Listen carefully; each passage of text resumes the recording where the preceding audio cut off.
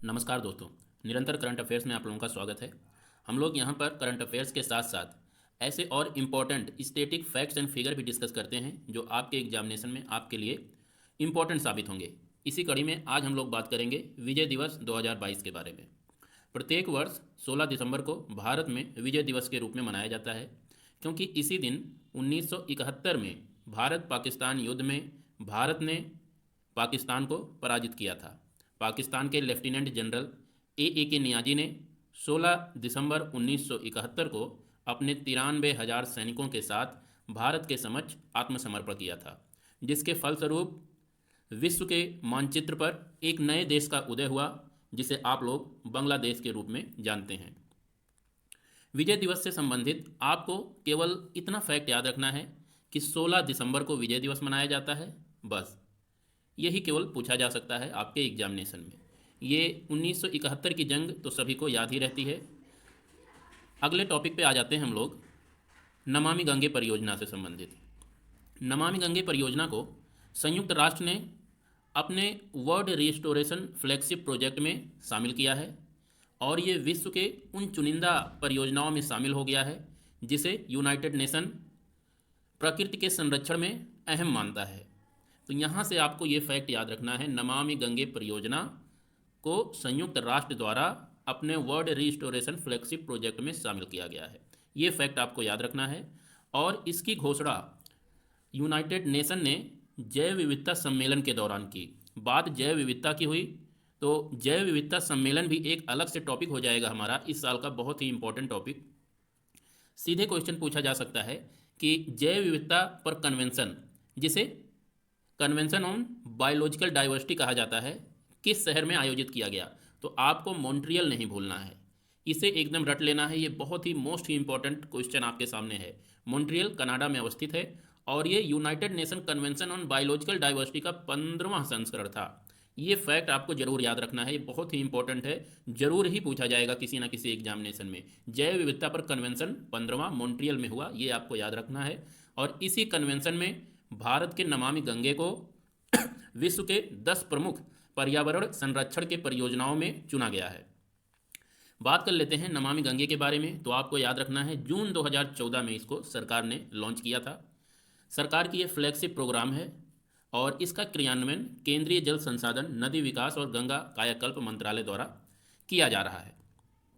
बात गंगा नदी की हुई है तो आप मैप में गंगा नदी की संपूर्ण द्रोणीय देख सकते हैं और इसके साथ ही साथ इसके कुछ प्रमुख जो सहायक नदियां हैं वो भी आप याद रखिए। सहायक नदियों में आपको याद रखना है यमुना, उसके बाद सोन, उसके बाद गोमती, घाघरा और गंडक। ये 3 जी वाली हैं जो नॉर्थ में आके इससे मिलती हैं। एक जी से हो गया गोमती, एक जी से हो गया घाघरा, एक जी से हो गया गंडक। तो गंगा जी, गंगा जी करके भी आप याद रख सकते हैं। ये जी जब भी आए, गंगा जी आप जब भी सुने तो आपके सामने 3 घूमनी चाहिए, 3 नदियाँ, एक गोमती, दूसरी गंडक और तीसरी घाघरा। ये जरूर ही जरूर घूमना चाहिए जब भी गंगा जी आपके सामने नाम आए। उसके बाद एक आप कोसी नदी भी याद रख लिए, ये इसकी सहायक नदियाँ हैं। गंगा के बारे में एक फैक्ट और जानिए कि इसकी जो टोटल लंबाई है वो 25 है। 25 यानी 2525 किलोमीटर की इसकी जो लंबाई है। और ये भारत के साथ साथ बांग्लादेश में भी बहती है। बांग्लादेश में इस नदी का नाम पद्मा है, ये मैप में आप देख सकते हैं। बांग्लादेश में इसे पद्मा के नाम से जाना जाता है और ये अपना सारा का सारा जल बंगाल की खाड़ी में गिराती है, ये फैक्ट भी याद रखना है।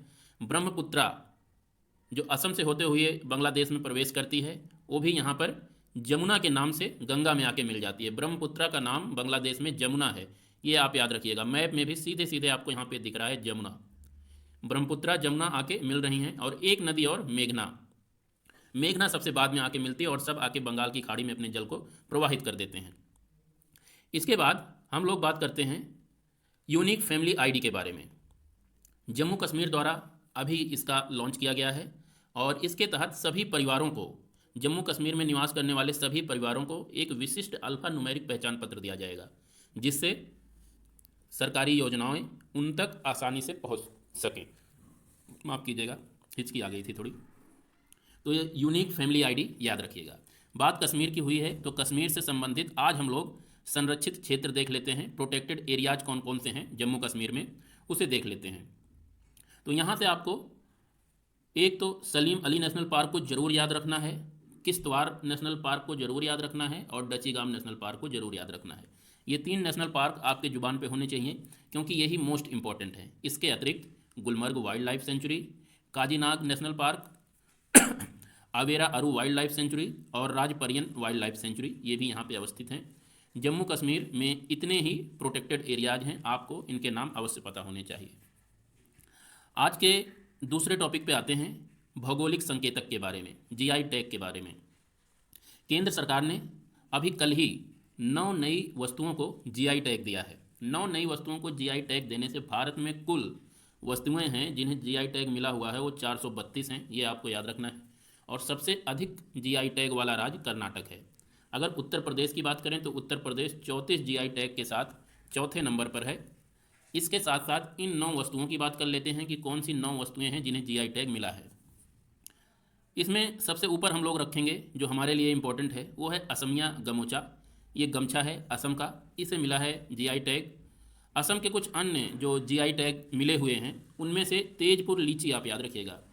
तेजपुर लीची ये असम से संबंधित है, ना कि बिहार से संबंधित है। ये आप ध्यान रखिएगा क्योंकि लीची, बिहार के लीची को भी जीआई टैग मिला हुआ है, ये फैक्ट आप याद रखिएगा। इसके बाद तेलंगाना के तंदूर रेड ग्राम को भी मिला है जीआई टैग, ये आपका तंदूर रेड ग्राम है जो आप ये देख रहे हैं। लद्दाख के खुबानी को भी मिला है, ये आप खुबानी देख रहे हैं, ये खुबानी है, एक फल होता है।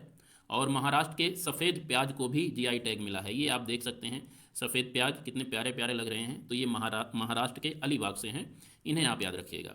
ऐसे ऐसे 9 हैं जिनमें से इंपॉर्टेंट थे वो मैंने बता दिया, और उसके साथ ये सूची दी हुई है, आप इस सूची से देख सकते हैं, जो इंपॉर्टेंट आपको लगे उन्हें याद कर सकते हैं। वैसे इन 9 वस्तुओं में से 5 जो हैं वो केरला से ही हैं। केरला की 5 वस्तुएं हैं जिन्हें इस बार अभी जो दिसंबर में जीआई टैग दिया गया है, तो उनमें से एक अदरक है, ये आपको याद रखना है। कंथालूर की अदरक है, तो ये भी पूछा जा सकता है। गार्लिक, इसके बाद माफ़ कीजिएगा, गार्लिक यानी लहसुन है, अदरक जिंजर नहीं है, ये लहसुन है, ये ध्यान रखिएगा। कंथालूर लहसुन जो है उसे केरला का है, ये इसे भी जीआई टैग मिला हुआ है। अब देखिए, ये तो करंट अफेयर से रिलेटेड हो गया, लेकिन स्टैटिक इन्फॉर्मेशन भी कुछ आपको लेना जरूरी है। जीआई टैग दिया किसे जाता है? अगर जीआई टैग की बात करें तो जीआई टैग ऐसे कृषि या प्राकृतिक या निर्मित उत्पादों को दिया जाता है जिनका विकास किसी पर्टिकुलर पर्यावरणीय क्षेत्र में हुआ हो। भौगोलिक विशेषता की वजह से इन उत्पादों में एक विशेष प्रकार की विशेषता आती है, उसी के लिए जीआई टैग दिया जाता है। ये फैक्ट आपको याद रखना है। भारत के केंद्रीय वाणिज्य एवं उद्योग मंत्रालय द्वारा दिया जाता है, और जितने भी रेगुलेशन हैं जीआई टैग से संबंधित वो 1999 का एक एक्ट है जिसे भौगोलिक संकेतक पंजीकरण और संरक्षण अधिनियम के नाम से जाना जाता है। उसके तहत ही सारे रूल्स और रेगुलेशन डील होते हैं। भौगोलिक संकेतक रजिस्ट्री जो इसके लिए सबसे बड़ी संस्था है, जो ये डिसाइड करती है कि किसे दिया जाए जीआई टैग, किसे ना दिया जाए, उसका हेडक्वार्टर चेन्नई में अवस्थित है। और भारत का जो पहला जीआई टैग वाला उत्पाद था वो दार्जिलिंग की चाय थी। तो आपको इतने फैक्ट एंड फिगर इस टॉपिक से याद रखने हैं। अभ्यास सूर्य किरण की अगर बात करें तो ये नेपाल और भारत के बीच में हुआ है। द्विवार्षिक सैन्य सम्मेलन है, अभ्यास है, जिसका 16वां संस्करण नेपाल के सालझंडी में हुआ है, ये आपको याद रखने हैं। आज का आखिरी मुद्दा हम बात करेंगे समलैंगिक विवाह कानून से संबंधित। अभी हाल ही में अमेरिका ने समलैंगिक विवाह कानून को मान्यता दे दिया है, और अब विश्व में 33 देश ऐसे हो गए हैं जहां पे समलैंगिक विवाह को कानूनी रूप पे मान्यता मिली हुई है। इनमें से जो कुछ प्रमुख देश हैं जिन्हें आपको याद रखना है वो हैं ऑस्ट्रेलिया, ब्राज़ील, कनाडा इत्यादि। कई सारे देश हैं, आप ये 33 देशों की सूची तो नहीं याद कर सकते, लेकिन इंपॉर्टेंट देश जो भी आपको याद हो सकें याद रखिए। मेनली संयुक्त राज्य अमेरिका को याद रखिए क्योंकि अभी ये लेटेस्ट का मुद्दा है, और एक नीदरलैंड को याद रखिए क्योंकि नीदरलैंड पहला ऐसा विश्व का देश था जिसने समलैंगिक विवाहों को मान्यता दी थी कानूनी तौर पे। तो ये रहा आज के कुछ इंपॉर्टेंट फैक्ट्स एंड फिगर। कल फिर मिलते हैं, तब तक के लिए नमस्कार।